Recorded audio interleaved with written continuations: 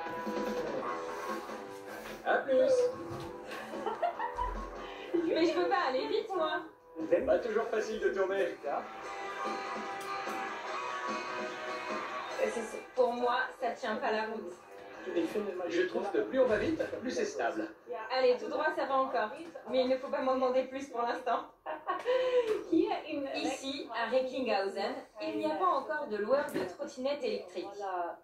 Mais on peut en acheter dans le magasin de Christian Imick. Bonjour. Bienvenue. Donc, nous on a choisi ces deux modèles. Celui d'Emilie, un peu bas de gamme, fait moins de 500 €. Celui-ci est un peu plus cher et se situe dans le segment inférieur à 1000 €. Est-ce que tu peux nous expliquer pourquoi cette trottinette est plus chère? Qu'est-ce qu'elle a de mieux que l'autre?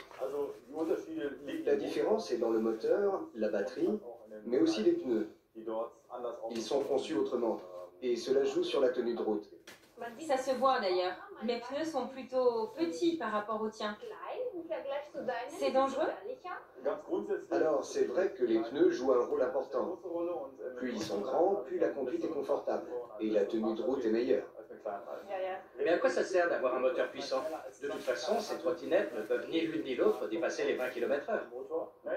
C'est surtout une question d'accélération et de reprise. Pour négocier une côte, il faut un moteur assez puissant. Sinon, c'est comme une trottinette ordinaire. C'est ça. Quelle est la différence entre ces modèles et ceux qu'on loue? Ce modèle est comparable à ceux de location. Vous voyez que la construction est plus solide, et le cadre nettement plus stable. Les pneus, notamment, sont plus gros, plus robustes. C'est recommandé pour la location. Les trottinettes tombent plus souvent. Là, si la barre de direction reçoit un choc, ce n'est pas trop grave. Mais vu son poids, je ne la prendrai pas sous le bras pour aller dans le métro. Oui, elle fait plus de 20 kilos. Mais je me sens plus rassurée. C'est drôle, j'ai l'impression d'avoir plus de place. En tout cas, je me sens plus stable. Et le prix? Combien elle vaut celle-ci? Plus de 1000 €. D'accord. Ah, c'est pour ça. Bon, maintenant, on va aller faire un petit tour ensemble, découvrir les rues et pratiquer un peu. Tu nous conseilles quel équipement? La sécurité avant tout. Je vous ai donc préparé des casques et un gilet de sécurité pour que les autres usagers puissent vous voir. C'est rare que les gens s'équipent comme ça. Quand je les vois sur leur trottinette, ils n'ont ni casque ni gilet. Mais c'est sûrement comme à vélo. Il faut toujours être visible. Voir et être vu, c'est la devise. Voilà pourquoi nous conseillons le casque et surtout le gilet. Je t'ai pris un modèle spécial. Ce qu'il y a de bien avec celui-ci, c'est que tu peux allumer la lumière, devant et derrière.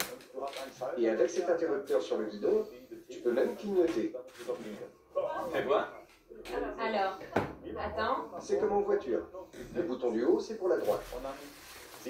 Ici, à l'avant et à l'arrière, tu as les clignotants. Et le bouton du bas, c'est pour la gauche.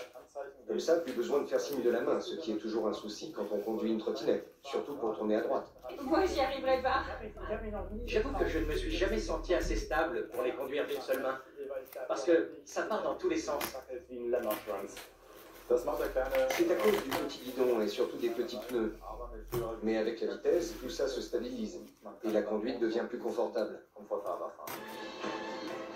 À Paris, la ruée vers les trottinettes ne plaît pas à tout le monde. Beaucoup de gens roulent comme bon leur semble